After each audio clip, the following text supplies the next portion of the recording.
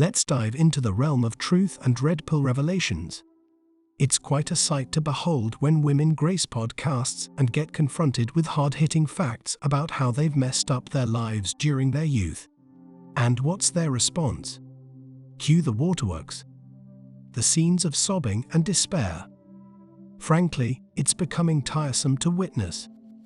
It's more than embarrassing. It's downright cringeworthy.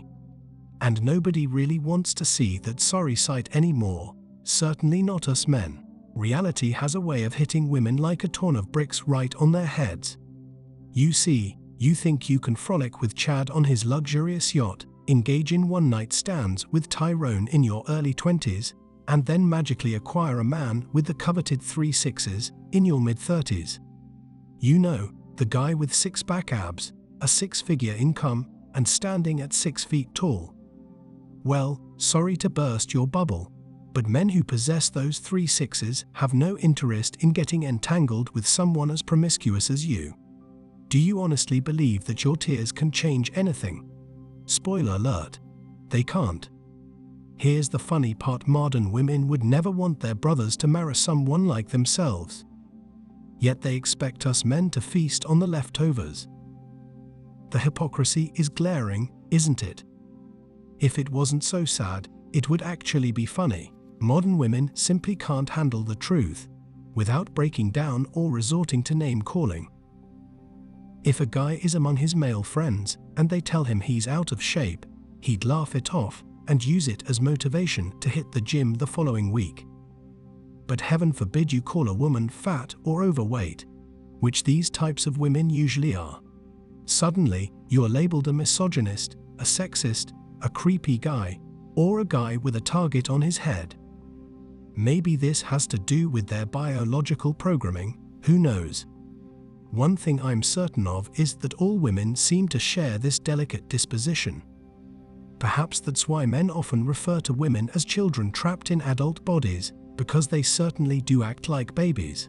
You know, I was watching those clips of women and trying my best to muster up some sympathy for them, but I just couldn't manage it.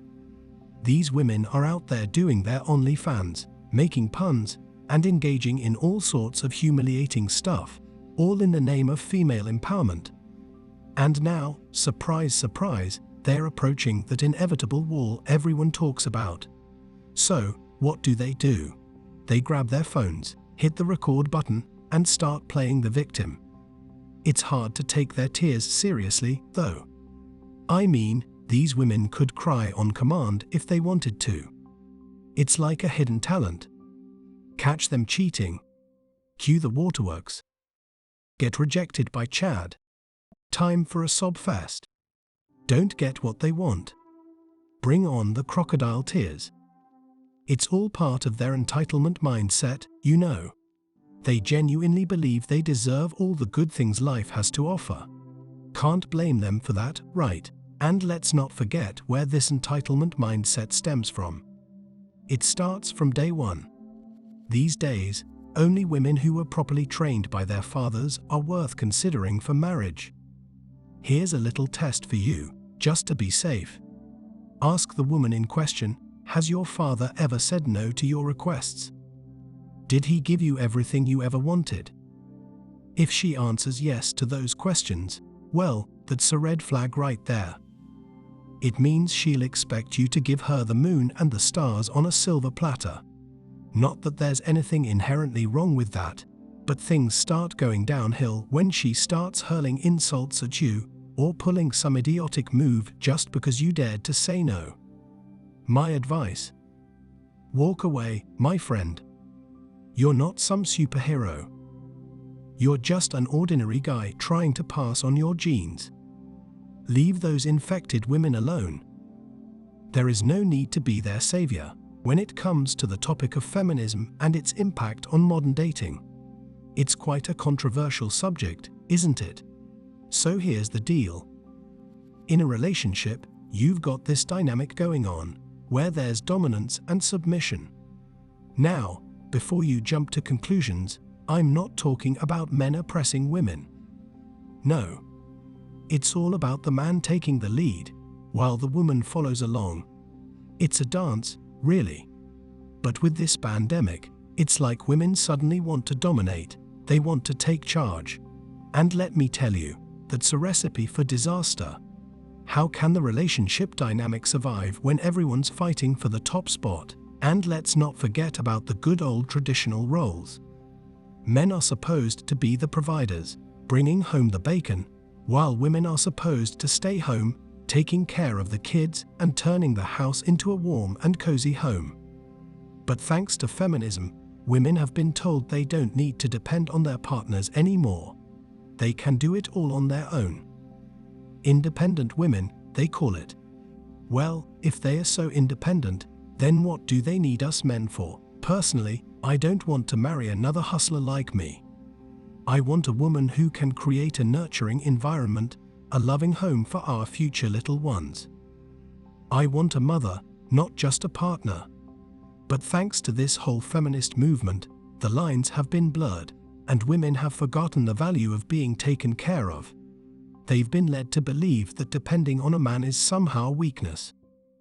Well, let me tell you, it's not weakness, it's a partnership. It's about complementing each other's strengths and weaknesses. So, in this brave new world, where women think they can do it all, where does that leave us men? Are we just relics of the past, no longer needed or wanted?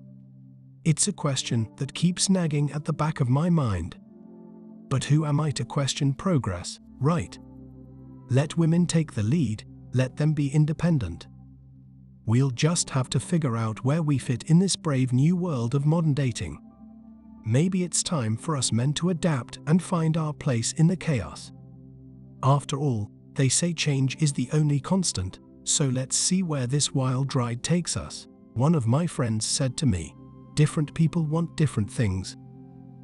Well, isn't that just a profound revelation? If you desire a woman who depends on you, then don't dare complain about her entitled mindset.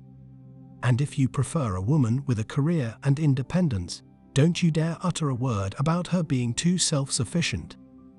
But I disagree. Not being entitled doesn't mean you shouldn't have wants and desires. It simply means you shouldn't fly into a rage or become paranoid if your every wish isn't granted. Modern women lack emotional intelligence, don't they? Now, let's not confuse entitlement with having desires and aspirations. No, it's crucial to maintain a level-headed perspective. It's perfectly acceptable to want things, to have expectations, to dream. However, true emotional intelligence lies in gracefully accepting that life doesn't always grant our every wish.